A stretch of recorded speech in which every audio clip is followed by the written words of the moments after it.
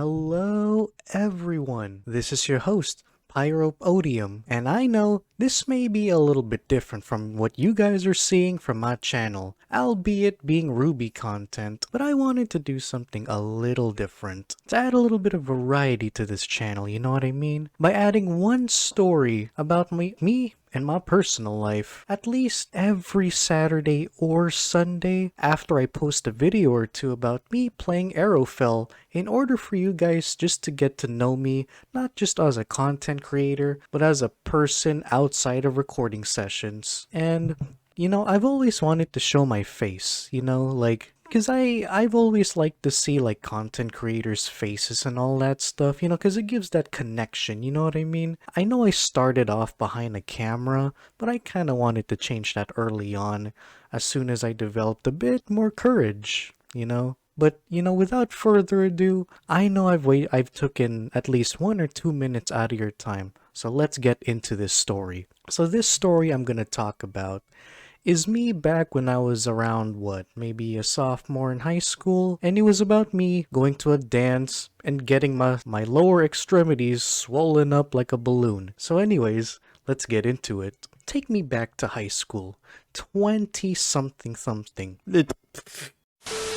20 something something. You got me, my one friend who I'm gonna refer to as D in this story, and the other one as R. So, we were all planning to go to this dance. But here's the thing, me and D didn't have a date, but R did. That lucky player. But anyway, we were scrambling, just trying to figure out how are we gonna get a date to go to this dance. And this was going to happen in 2 days. And so, we were all panicking, as every other person would. And anyway, we find out that one of our friend girls at the time, who I will refer to as Jay, has texted us in the group chat that she will come to the dance as well as 2 other girls that she was going to bring. And I was like, well, okay. Hey, me and D were like, hey, I think we finally got our stuff solved after all. Yeah, and you just see D's face just lighten up with excitement. So fast forward to the day of the dance, and me, D, and R had arrived there.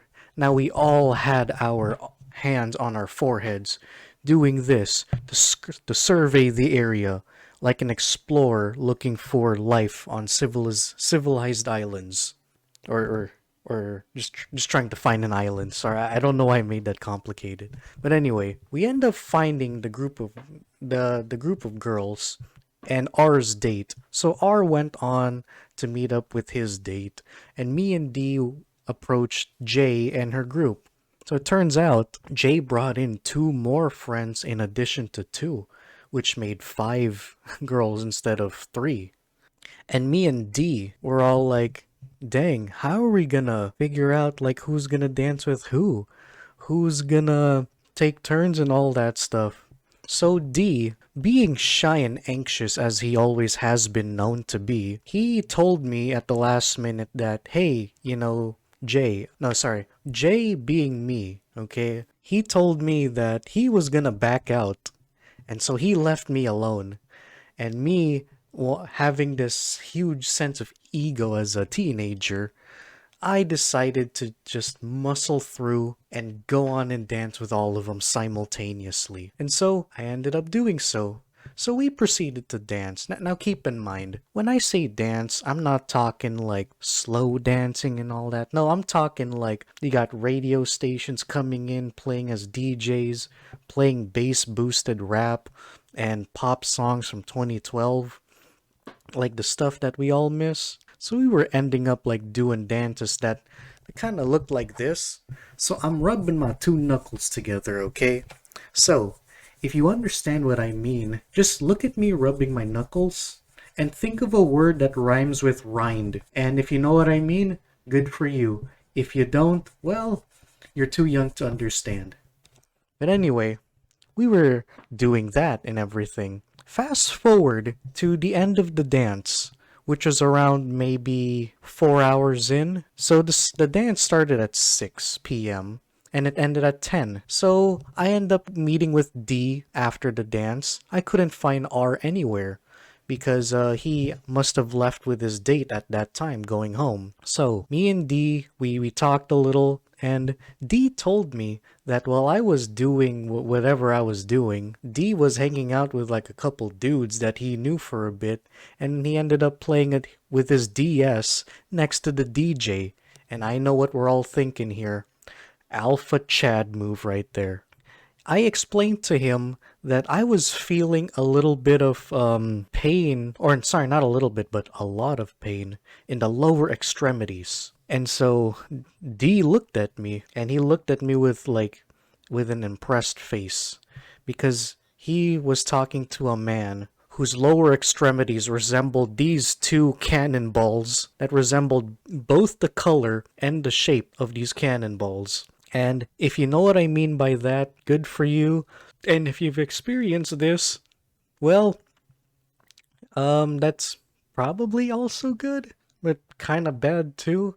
And those of you that still don't know what I mean, it's okay. You're gonna experience this like later on in your life, okay? No worries about it. Anyway, so I told him about that, and he had this impressed face. However, the impression didn't last long. You see, it was 10 p.m. and our school closed, and it was just me and him who was locked into our school. So we both asked ourselves, how the hell are we gonna get out of here? You know, so it's a good thing that our school is open. And what I mean by that is we don't have hallways and we don't have indoor corridors of all that type. No.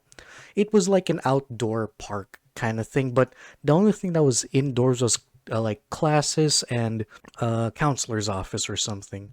Yeah, it's kind of like that. It's a little weird. But anyway, we were looking around in the dark, trying to figure out what fence to hop over.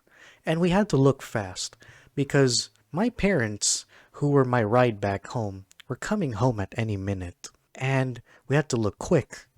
And so fortunately, we did find a fence to hop over after 10 minutes of scouring around the place. We hopped over, and I let D take over first, so he crossed over just fine.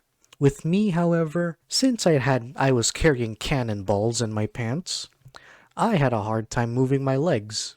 So, when I reached the top of the fence, my cannonballs got stuck on the top of the fence. And I know what you're thinking. How on earth did you get your cannonball stuck on the fence? Well, you see, the fly zipper part got stuck on the top, and I couldn't budge, and I was hanging sideways like a human flag on a flagpole. Yes, the worst pain I have felt in years at that time, and I was yelling for D for help. I was like, D, D, D, please help me, D. It hurts so bad. And then, next thing you know, you just see D. He was just like, oh my God, look at you, And I was just up there like, D, come on, man, for Christ's sake, please help, man. This is hurting like a motherfucker. And D, he spent 5 straight minutes laughing and pointing at me while I was stuck in agony. And so, after 5 minutes of squealing and crying for a little bit, I was finally helped. So D pushed my buttocks upwards, so my body ended up resembling what SpongeBob looked like in those memes where he's levitating to heaven with those earbuds on. Or sorry, AirPods on. Anyways, he helps me. I managed to unstuck myself, but here's the thing. I fall down on my right side, and I squeezed my nards like lemonade during the process of making lemonade. I mean, that thing hurt. Like, bro, can you imagine the pain of having squeezed cannonballs and having a friend laugh at you to add on to your humiliation? Man, that was both humiliating and painful, but yet a good story to add, mind you. And so, after spending 3 minutes of trying to get up, I finally stood up. And at that time, my parents have arrived and they picked me up. And so at the car, my parents asked me, "So, son, how is the dance?" And I said to them while putting my hands back and leaning back towards the car, and I just told them, "Hey, guys, I just grew a pair." And that'll be all for the story. Thank you so much for listening in.